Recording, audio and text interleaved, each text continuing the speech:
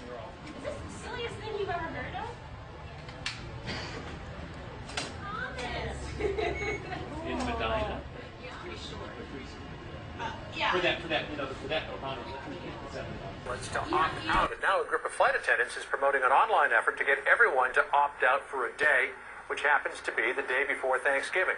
Our next guest is suing the TSA to try to get the devices pulled out of airports completely. Mark Rotenberg is the executive director of the Electronic Privacy Information Center, EPIC as it's called. He's in Washington for us this morning. Mark, good to see you. What's your beef with these scanners? Well, John, I think the basic problem is that the agency doesn't have the legal authority to put these devices in the airports. We understand the need for airport security, but it was a very big step they took when they decided to make the body scanners the primary screening technique, and that's what we're objecting to. You're saying that they didn't follow appropriate procedure then in putting them in, but here's what the TSA said in response to a letter that you sent them. This comes from their chief counsel, Francine Kerner. She said, quote, TSA is not required to initiate APA, which is Administrative Procedure Act, rulemaking procedures each time the agency develops and implements improved passenger screening procedures. What do you say to that?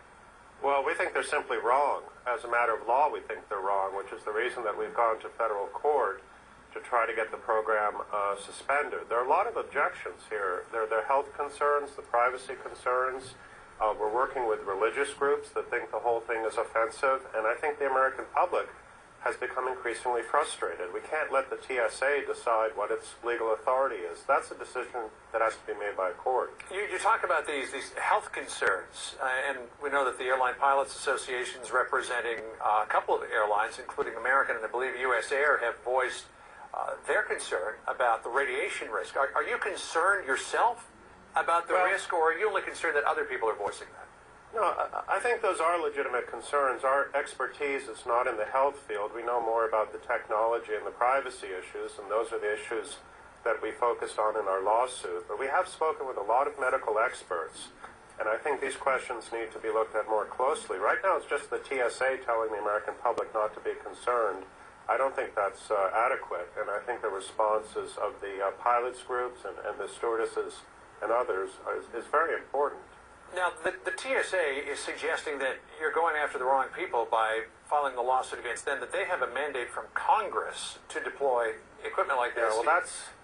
I saw that. I almost couldn't believe that they wrote that. Well, let me put it up on the screen if I could here, Mark, just so the folks at home know what we're following here. They wrote, quote, the Secretary of Homeland Security shall give a high priority to developing, testing, improving, and deploying at airport screening checkpoints equipment that detects non-metallic, chemical, biological, and radiological weapons and explosives in all forms on individuals and in their personal property. That's a mandate they say was given to them by Congress.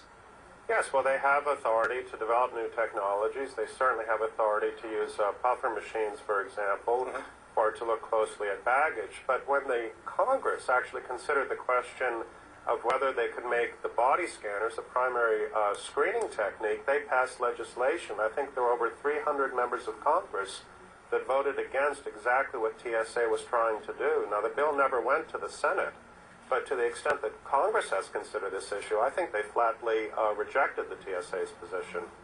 Now, there's some question, too, Mark, as to how effective these machines are, and could they have detected the type of explosive that Umar Farouk Abdul-Muttalib tried to employ on Christmas Day last year? What are your thoughts on that? Well, that's actually a critical question, John. I think it's one of the reasons we feel most strongly about the need to suspend the program. If we thought it was effective, that it really would guarantee the safety of travelers, we'd have a very different view.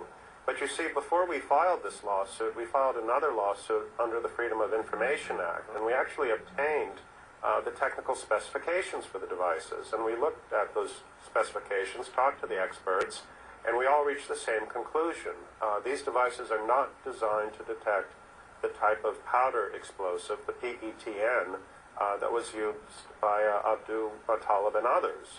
In other words, they're not even the right technology to deal with the current threats. And that, I think, is one of the most important points about this program. And on that point, the TSA was a little less clear than in some of the other points it was making, saying that the typical metal detector certainly won't detect that type of explosive, and that these advanced imaging technology machines are the best current tool for detecting these and other non-metallic threats. So they left at least a little ambiguity there. Yes. Wondering, though, that in the court of public opinion, and I know that's not really the one that matters to you, the actual courts are the ones that matter to you, but in the court of public opinion, I'm wondering if you're swimming upstream a little bit here, because regular air travelers, when asked in a USA Today Gallup poll, 78% of them approved of the use of these body scanners, only 20% disapproved. Right. Well, I saw that poll that came out some time ago, and it was a poll that, I think the TSA, in fact, would have helped put together, because when we went back to the agency and asked for the traveler complaints, we found hundreds of complaints. We've now received thousands. And if you ask the question today, not back when that poll was taken of the American traveling public, I think you'll get a very different response. I think you see this increasingly now in the growing opposition to the use of the body scanners in U.S. airports. Well, we'll keep watching this and see where it goes, because certainly there's a lot of opposition being raised to these machines. Mark Rotenberg from the Electronic Privacy Information Center.